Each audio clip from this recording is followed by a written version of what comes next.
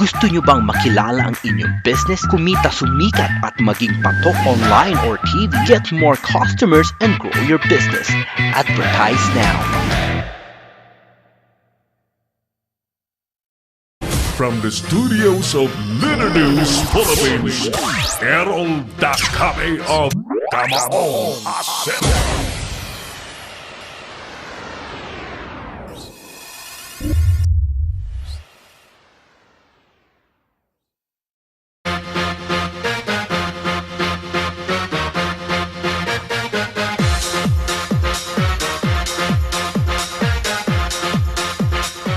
Thank you. Balik tayo sa ating palatuntunan. Muli, magandang hapon po sa mga OFW yung nanonood sa ating malaganap na programa.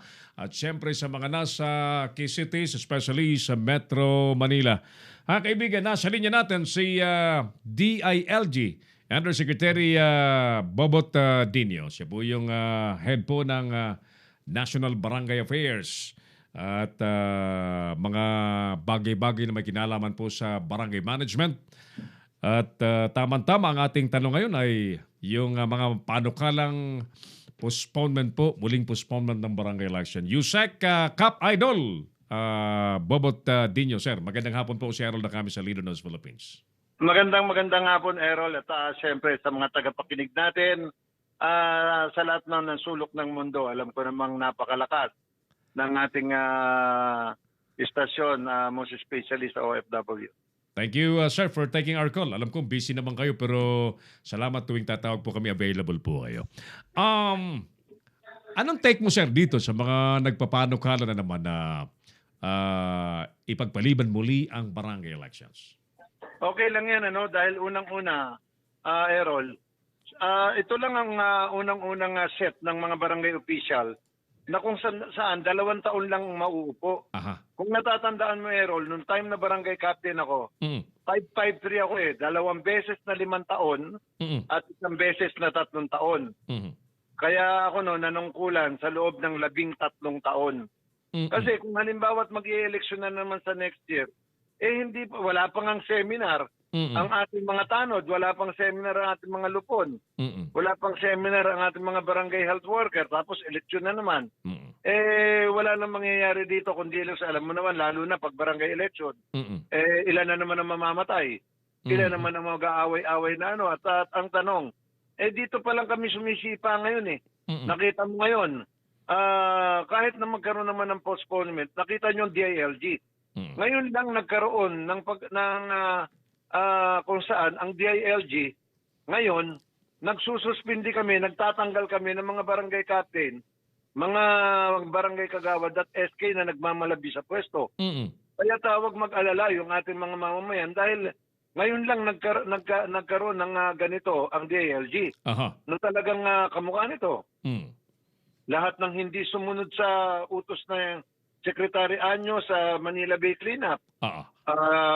Binigyan natin ng show cause order at pag hindi sila sumagot, ombudsman na sila. Meron tayong campaign against graft and corruption na ngayon pinagsasabit natin ng mga barangay ng inventory, ng turnover. Pag hindi nila ginawa yan, maaari sila matanggal sa pwesto, maaari silang maparusahan. At saka ngayon, hindi lang natin tatanggalin. Lalong-lalo na pagka malversation ng public funds, falsification ng public documents, makukulong sila. Lalo na pag nanakaw sa pera ng gobyerno yan, kaba ng barangay. Dapat. Ngayon lang nangyari yan. Ngayon lang na ang DILG mismo ang nagdidemanda. So, what are you saying, Yusek Bobot, na yung mga constituents na baka mag-alala na, nako, kung ang kapitan namin ay magaling, ay okay yan sa amin. Pero kung ang kapitan namin ay puros dilensyang lakad, masama para sa amin yan. So, you are assuring the people. Tanggal agad yan. Tanggal. Ngayon, dito ang masusubok natin sa ating mga constituent na matuto kayong magreklamo, matuto kayong mag-file ng demanda na may kaakibat na ebidensya. Right. Hindi naman pwede tayong ngak-ngak ng ngak-ngak ang kapitan nyo ganito, pero wala naman kayo na prueba. Di ba? Pero dito, we will make sure now sa DILG na itong mga abusado, yung nagpapabaya sa pagdami ng illegal drugs sa barangay niya, yes, yung mga patong sa barangay, hindi magtatagal sa barangay yan. Paano Yung ba? mga barangay captain na magnanakaw. Yung halimbawa ay nanakawin nila yung pera ng barangay. Yeah. Nung araw ay walang bahay, ngayon ngayon may bahay na. Tapos nung araw walang sasakyan, ngayon ang daming sasakyan. Mga magnanakaw yan, dapat yan matanggal sa pwesto at makulong. Paano bang Yun ang procedure? dapat mangyari yan. Yes, sir. Paano bang procedure? Say, for example, may mga gustong magreklamo, sir, sa DILG. Pwedeng pumunta sila dito, Mhm. tapos mag-walk-in sila. Kasi karamihan ko na kaso dito, Mhm. galing ng Malacanang. Mm. Yung sa 888. No? Oh. Pagka nagsumbong sila doon, pinatadala sa akin. Mhm. Tapos binibigyan ko ng 72 hours ang kapitan na nireklamo Mhm. to explain yung side niya. Mhm. Pag hindi siya nagpunta dito, i-endorse ko na yung kaso sa ombudsman. Mm. At pagdating sa ombudsman, ang bilis nila kumilos doon. Minsan wala pa isang buwan. Mhm. May desisyon na. Kasi Mm. papa-explainin sila doon eh. Mhm. Pag hindi sila sumagot doon, walang magagawa kundi issuehan agad ng suspension or Mhm. removal from service. Mhm. Mhm. Yun ang ano dyan. Ayan, maganda po yan kasi... Kaya huwag mag-alala yung mga taong bayan. Mhm.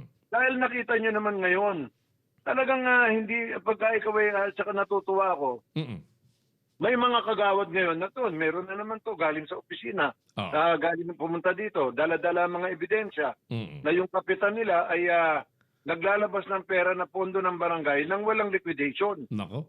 Oo, pagkatapos walang barangay council resolution. Nako po. Kaya ang maganda rito, yung campaign natin against corruption, against Oo. legal drugs, Oo. against criminality, ay natutupad ngayon ng barangay. Pagka ngayon, hindi ang barangay ay hindi kumilos, hindi na siya magtatagal sa pwesto niya. Oo. Kaya lang, ang ina-encourage ko naman ng ating mga mamamayan, Mhm.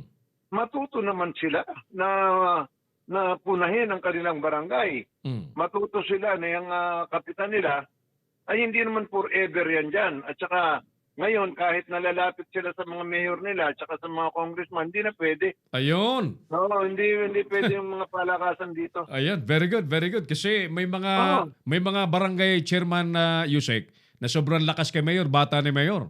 Hindi, baka pati mayor nila madamay. Ayun. Kanina lang, galing lang kami ni Secretary Anyo Ah. at umating kami doon sa NEO. Ah. Ibig sabihin, new elected official Mm-mm. ng LGU. Yeah. Tinuturuan sila doon yung mga accountability nila, tinuturuan kung anong trabaho nila. Mm. Ako naman sa barangay, nagkaroon kaming bineo. Mhm. Ngayon, ang ano ko dito sa kanila, sabi ko nga sa mga barangay, simple lang, Mm. sumunod sa batas, ipatupad ang batas. Pag hindi nyo pinatupad, may sabit kayo kamukha nito. Negligence. Yung batas natin sa basura. Mm-mm. 20 years na yan. 20 years na yung Republic Act 9003. Ang tanong, may barangay captain ba nakakaalam kung anong Republic Act 9003? Ayun. Aminado kami sa DILG, nagkulang kami dyan, pati ang DNR. Mm. Pero innocence of the law excuses no one. Tama. Gunyas ko mo maging kapitan, alamin mo lahat ang batas. Right. Ngayon, ilalabas ko na ang Section 48, Section 49, and Section 50. Mm-mm. Alam mo pala yan, magtapon ka ng basura sa kanal, Oo. pero, karsada, Oo. ilog, ikaw ay magbabayad ng 300 to 1,000 pesos. May ganun. 300 to 1,000. Ano pa yung yan ha? Oo. Paragraph 1 pa lang yan. At ikaw ay magko-community service 1 day to 15 days. Mhm. Paragraph 2 and 3. Pag ikaw ay nagtapon ng basura, nangolekta ng basura, Mm. tinapon mo sa ilog, sa estero, Mm. o ikaw ay nagsunog ng basura, Mm. ikaw ay magbabayad ng 300 hanggang 1,000 at ikaw ay makukulong. Kulong na to. 1 day to 15 days. Mm-mm. Pag ikaw ay tumira, nagtayo ka ng bahay Mm-mm. sa waterway, sa tambakan ng basura, Mm-mm. ikaw ay magpepena ng 1,000 to 3,000 at ikaw ay makukulong from 30 days to 6 months. Boss, ang bigat ng batas. Mabigat ang batas. Mabigat. Oo. Meron pa nga dito sa section 14, 15, Oo. 16. Oo. Pag ikaw ay nagtayo ng open dam site, Mm. nang walang kaukulang permiso, ikaw ay magpepena ng 100,000 to 1 million at ikaw ay makukulong ng 1 year to 6 years. Ang linaw ng batas. La. Oo, may Oo. paglalagyan lahat yan. Pero teka muna, Sa totoo lang. matapang ang batas sa Yusek, ano? The problem is, ang mga kababayan natin lulusot hanggat makalulusot kasi alam nilang walang nakatingin.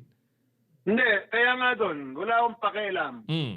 Yun sa panghuli ng mga kapitan. Dahil Oo. unang-una, trabaho niyan. Ang pakialam ko, pag may nagsumbong sa akin Oo. na hindi ginagawa ng kapitan sa Ayun. panghuli. Halimbawa, nagkalat ang basura sa mga kanal na at walang ginagawang kapitan, therefore negligence. So, ano yun? Negligence. Grave negligence. Grave Kaya nga, negligence. yung Section 50, ito masaya. Oo. Sa Section 50 Mm. ng Republic Act 9003, Mm-mm. itong nakalagay, Mm-mm.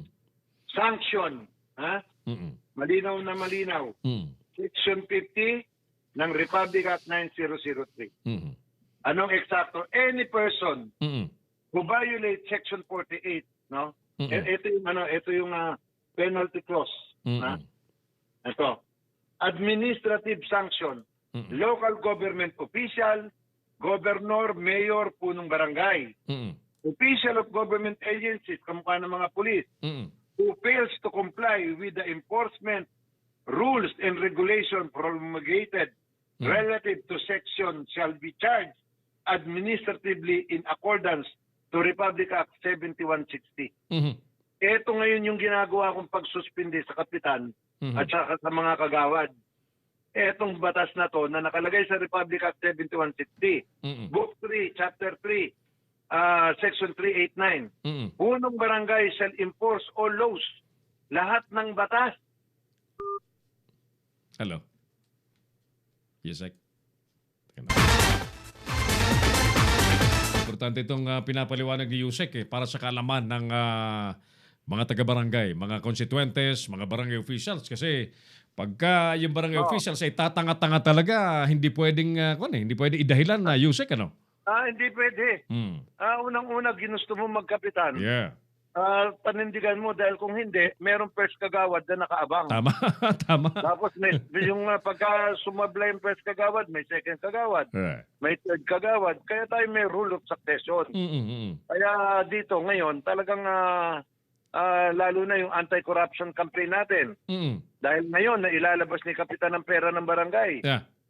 through treasurer ng walang barangay council resolution. Parang may Kaya, naulinigan. ito Opo. May naulinigan kasi ako dati na parang niluwagan ng DILG yung ano, yung ganong... hindi DILG nagluwag, yung COA na yan. Ay, yung COA. Yung COA, ang ginawa nila, katamaran nila, Oo. parang repetition, no? Kaya Check nga and nilagay ba- yung COA dyan para That's part of the... bantayan nila ang pananalapi. That's part of the check and balance na tiyakin na... Correct. Just Oh. imagine, the treasurer can withdraw Hmm. all funds ng barangay just a mere certification ng kapitan nila and liquidation to follow. Nako po. Katarantaduhan yan. Sa buwatan pala ng treasurer, pwede na, tsaka yung kapitan. Oh. Just imagine, may barangay dito sa Metro Manila. Mm. Barangay 176 Caloocan. Mm-mm. Ang pondo nito, 150 million. Malaki. Pero mapagpirma ni kapitan Oh. na certification, mailalabas ni treasurer ang pera nila, 150 million. Nako po. O ngayon, Oo. anong pumasok sa ulo? Hindi ba? Yan ang malungkot yan. At Sinulatan mo ba, sinusulatan na- Yusek? Sinulatan mo yung COA? Hindi, sinulatan ni Secretary ang COA. Okay. Kaya nga ngayon, I hope na magkaroon ng investigation Mm. ang Senate at saka ang Congress tungkol dito. Pinabayaan nila, just imagine. Wala daw silang tao, walang ano. Sus Mario Joseph, dahilan ba yan? Pera ng bayan? Diyan sa Quezon City, parang maraming ganyan din na nagpapalusot, Yusek. Correct. Sa Quezon City, yayaman ng barangay dito. Yan, lalaki. Maraming, alam mo, sa totoo lang, Oo. pag lalabas na kami, no, at ang gagawin namin, i-inventoryhin namin ang mga property ng barangay and we will Yeah. see to it. Oo. Makikita namin doon kung saan dinala ang pera ni Kapitan. Yun. Maganda. Maniwala ka, ang daming magkakakaso dito. Ayan. At hindi lang kaso. Kailangan hindi lang sila makasuhan, makulong sila. Dapat. Dahil may accountability to. Alam kong Malversation ng public funds, falsification ng public Yeah. documents, overpricing, ghost delivery, Yeah. ghost employing, patong-patong tong Grabe, ano. Habang ikaw ay napakatapang, Yusek, patungkol sa implementasyon ng batas, alam kong ang malasakit mo sa mga barangay officials ay grabe. In fact, Kaya nga, di ba? kaya nga ako din, Oo. kahit na inuutusan ko sila ngayon, Yeah. nakatakot-takot, Mm. ipinaglalaban ko naman ang kanilang kapakanan, kamukha nitong extension. Yeah. Kaukulang nila, eleksyon na naman. Tama. Tapos, ang susunod dyan, yung Magna Carta ng barangay. Yun. Para naman, kasi kawawa naman ng mga kapitan sa probinsya. Yes. 24/7 nagtatrabaho ang barangay captain, ang salary nila, nasa 5,000. 3,000, 2,000. Tama. Paano ba naman makakapagtrabaho ng matino ang kapitan yan? Tama ka. Di ba? Yes, sir. May nag-text sa atin na parang Tony Arsenal ng CNews.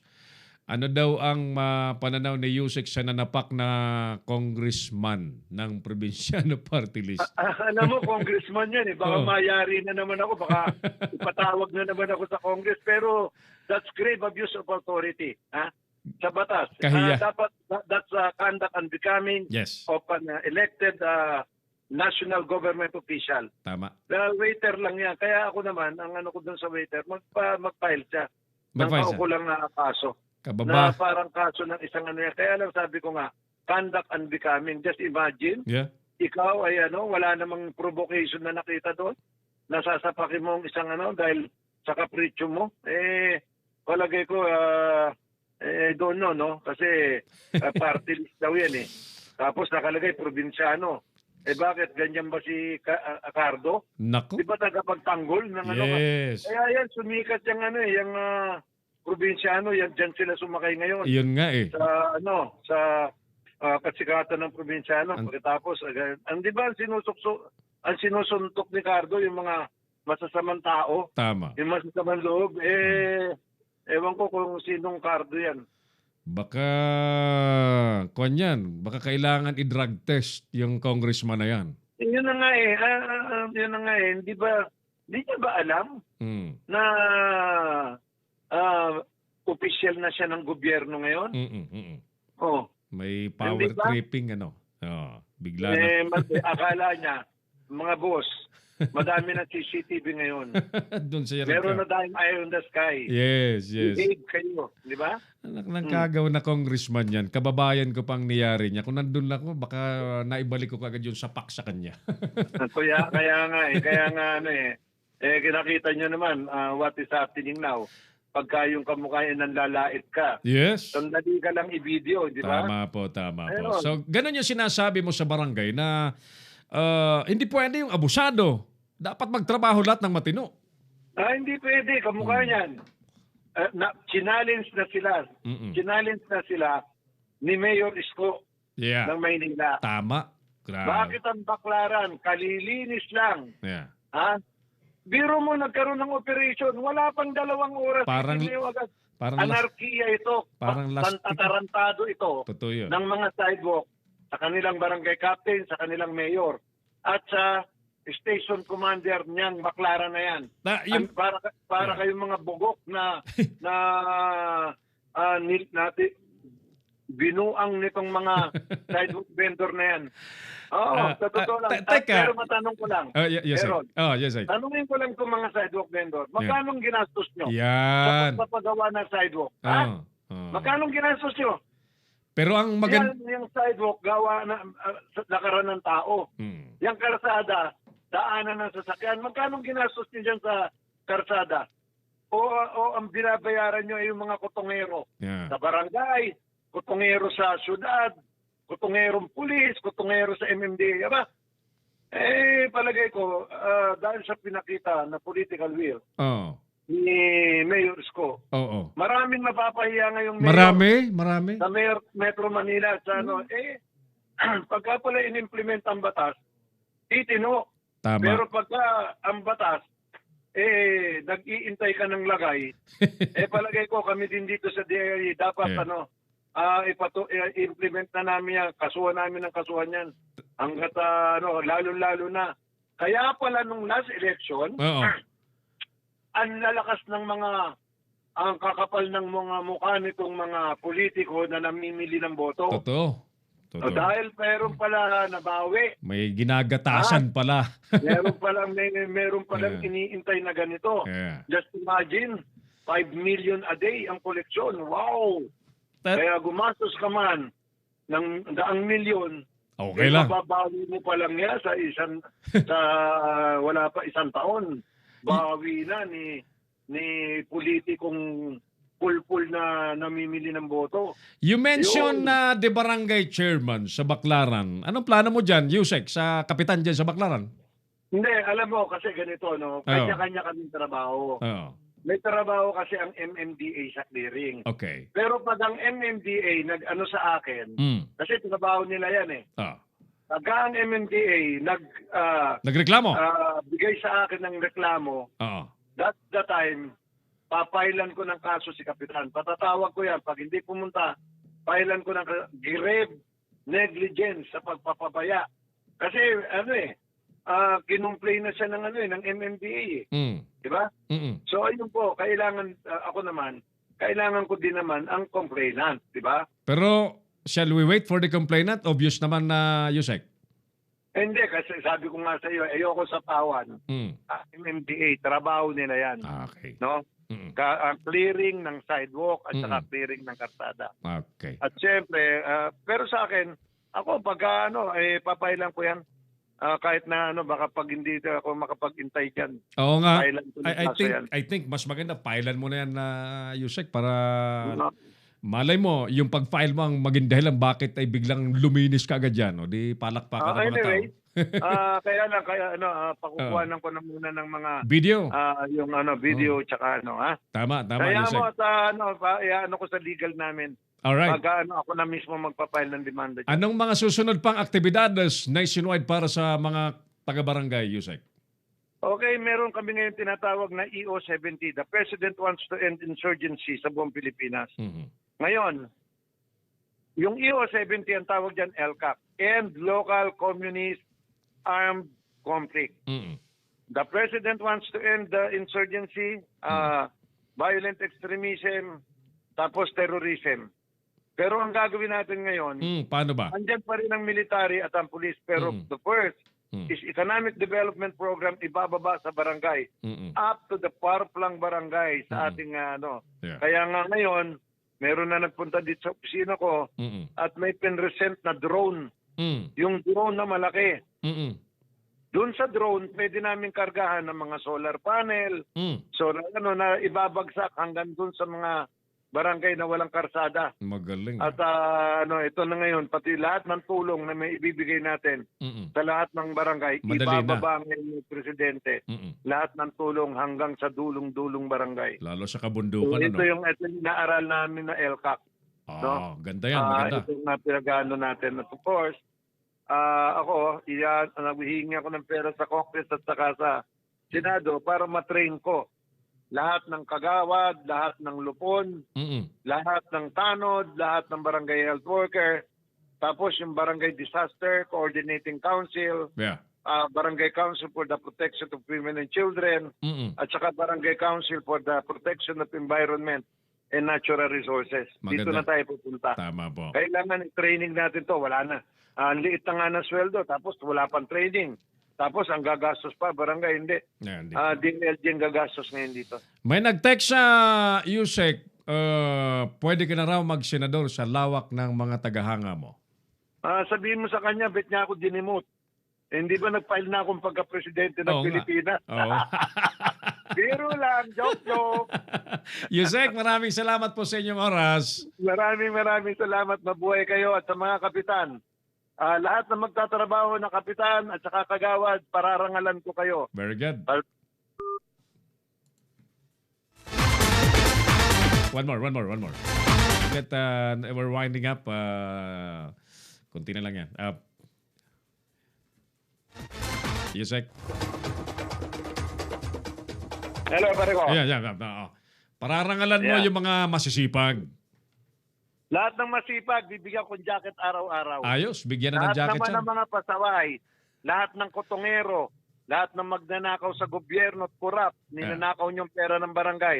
I will make sure na kayo ay makasuhan sa ombudsman at hindi lang kaso. Sana makulong kayo dahil pag ninakaw niyo ang pera ng barangay, nag-delivery kayo, tapos meron kayong ghost employee, meron kayong overpricing, meron kayong ghost project, wala nang pinakamagandang puntahan kayo kundi Kulungan. ang malamig na rehas. Doon kayo magkapitan sa loob ng kulungan. Required daw ba ang mga barangay officials na mag-file ng SALN? Tanong ni Jesus Mutok. Correct. Sila ay required mag-file ng SALN. Mhm. Kaya nga ngayon, yung mga dinimanda kong kapitan, ang basis ko, COA report, yung mga hindi nagli-liquidate, Wow. pagkatapos yung SALN. Pagka ikaw ay, kaya nga mayroon na akong coordination sa BIR, Mhm. tinitignan namin yung SALN, pagkatapos pagka yung kayamanan nila ay wala dun sa SALN nila, Mm-mm. pasensyahan tayo. Yari. Ano yan, ipapasok na natin yan ng graft and corruption. And of course, sabi ko nga sa inyo, ayoko lang matanggal sila sa pwesto kundi gusto ko makulong. Dagdagan kasi- natin. Yeah. Kasi hindi titigil yung pagnanakaw na yan Yeah. hanggat walang nakukulong. Kamukha Tama, dyan sa ano, tama. kita mo yung ngayon, yung tinanggal yung sa custom. Yeah. Saan nag-ano yan, di ba sa SBMA? Mm-mm. No, hindi ba nung ako SBMA dyan, Mm. hinarang ko ang pagpasok ng 200,000 metric tons. Mm-mm. Bakit ngayon nakakapasok ang Yan. smuggling ng asukal dyan? Yan ang Sino tanong. ba yung chairman dyan ngayon? Yan ang tanong. Anong ginagawa nila? Di ba? Ako noon, inoperan pa ako yan, pero po siya, pinahuli ko yan. Dapat lang. Hindi ko pinapasok yan. Oh. Eh, Kaya yan ngayon, ang challenge yan. dapat Kaya yan. nga yung dalawang ahensya na pupuntahan ko dapat eh. Oo. Kita mo, dapat ako ang malalagay sa PCSO. Mm. Hinarang nila yung paglagay ko. O, kita nyo ngayon. Mm-mm. Yung PCSO, Mm. according to COA, wala yung remittance. Hindi nag-remit. Oo. Di ba? O, ngayon, itong smuggling ng asukal, Oo. smuggling ng gasolina, sa Nagtuto. SBMA, Balik noong na naman. nakunan dyan, walang maka-smuggling dyan. Ano ba naman Oh, yan? diba? Chairman Isma. Chairman Diba? Isma. Nung ako nandyan, walang makaporma dyan. Mm-mm. Tapos ako, anong kinaso nila sa akin? Nang bugbog daw ako ng gasoline, ang taxi driver. Kung At mag-file... meron daw akong bodyguard. Hala. Ano yan? Invento yan nila ng Invent- mga ano. Mm-mm. Oh, Mga diba? inventor pala, no? Kung mag-file bakit daw ng... ngayon, napunta ako dito sa DILG ngayon. Oh, Yeah. bakit tumino ang mga kapitan? Yes. Di ba? Kung- Yung aming mga kampanya dito, tuloy-tuloy. Kung mag-file daw ba ng complaint ang isang mamamayan, Yusek, kaya nyo daw ba silang proteksyonan para hindi naman mapiligruhan ang kanilang seguridad? Hindi, ito masasabi ko sa inyo. Mm-mm. No? Kung gusto natin na luminis itong ating bansa, Mm-mm. talagang kailangan maging stakeholder tayo, palaban tayo. Pero I will make sure Mm-mm. na hindi kayo maaargabyado at Good. to the point na pabigyan ko kayo ng protection na Mhm. ng protection basta't whistleblower kayo. Yeah. Ipasok ko kayo sa witness protection program. All Huwag right. kayong mag-alala. All right. Okay? Good. Very good. Very good. So, dagdagan kaya natin yung transparency pa sa barangay, Yusek. Yung nasimulan mong barangay journalism, ay bakit hindi natin ituloy? Hindi, Nandito. tuloy natin yan. Ituloy natin. Meron kami ngayon Mm. Barangay Information and Intelligence Officer. Di ba? Oh. Humihingi ako ng pondo eh. Mm-mm. Para kasi alam mo, ako lang ang walang pondo dito Kaya sa nga. DILG. Alam mo ba 'yon? Wala akong pondo sa DILG pero Nagtatrabaho. Nagtatrabaho ako dito. Nagtatrabaho. Kaya Tama. Manila Bay Clean Up na yan. Yeah. Meron nang gustong umagaw nung Ayun. Siya na ngayon nakalagay. Meron kami anti-corruption campaign dito. Patignan natin kung sino yung corrupt. Di ba? Yeah. Oh. Sabi ng texter natin, Yusek, more power daw. Gusto kong maging volunteer for free para sa bayan. Sabi ng nagte-text. Ay, nako, thank you po. At ngayon, sabi ko nga, sa barangay, mag-a-accredit na kami ngayon Aha. ng mga titingin sa yung siya na po ang magiging natin. Barangay Watch. Magiging NGO representative. Tama po. Ha? Maganda yan. Maganda. Okay? Yep. Maganda yan. Sige. Good luck, Okay, Yusek. pare ko. Thank you. Maraming Mabuhay. salamat. Magandang hapon po. Thank you. Thank you. Okay, thank you. DILG Undersecretary Martin Bobot Dinyo ang ating kausap. Balikan ko po kayo mga sukay pagkalipas lamang po ng ilang mahalagang paalala. Magbabalik si Errol Nakame sa Kamaong Asero. Bring your business over 1 million TV or online. Reach your target customers anytime, anywhere. Your brand on TV or on the web. Get more customers and grow your business. Advertise now.